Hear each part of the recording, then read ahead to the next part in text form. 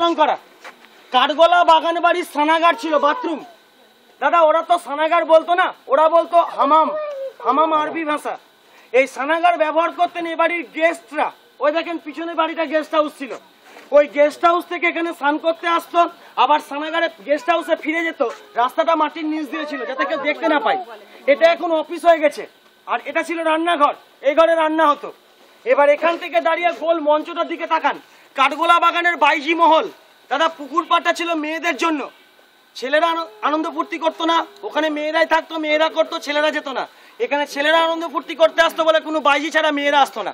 তবে লোহার প্রত্যেকটা পোল দেখছেন গ্যাস লাইট জ্বলতো তো, কারণ তখনকার বাজারে ইলেকট্রিক ছিল না। পোলের চারি সাইড উপরের ছাদ রঙিন কাঁচে ঘেরা ছিল। কাঁচের ভিতর থেকে বাইরে দেখা যেত, বাইরে থেকে ভিতর যেত না।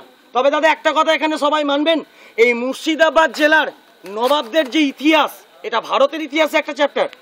এই মুর্শিদাবাদ এসছেন ঘুরতে, এখানে অনেকে নাম শুনেছেন সাহিত্যিক তারাশঙ্কর বন্দ্যোপাধ্যায়ের। উনার হাতের নিজস্ব সার্টিফাই করা এই বইটা যদি কেউ পড়তে পারেন, নবাবী ইতিহাসের সঙ্গে তিনটে বাইজির কথা পাবেন ইনি একজন। হাজারদুয়ারির ভিতরে 4 নম্বর ঘরে ছবি আছে। 6 ফুট 2 ইঞ্চি লম্বা ছিলেন। 1 ঘন্টা নাচার জন্য একে দেওয়া হতো ঘন্টায় 5000 স্বর্ণ মুদ্রা, মানে এখনকার দিনে 5 কোটি টাকার প্রায় সমান। তো দাদা এটা ছিল বাইজি মহল, এখন ভেঙে গেছে। সবাই বলে ফাঁকা মহল। আগে নাচ করতো বাইজিরা, আর এখন নাচতে ইচ্ছা হলে আসবার পথে গিয়ে নাচবেন। এখন আমাকে ফলো করে সামনে হাঁটবেন, চলুন।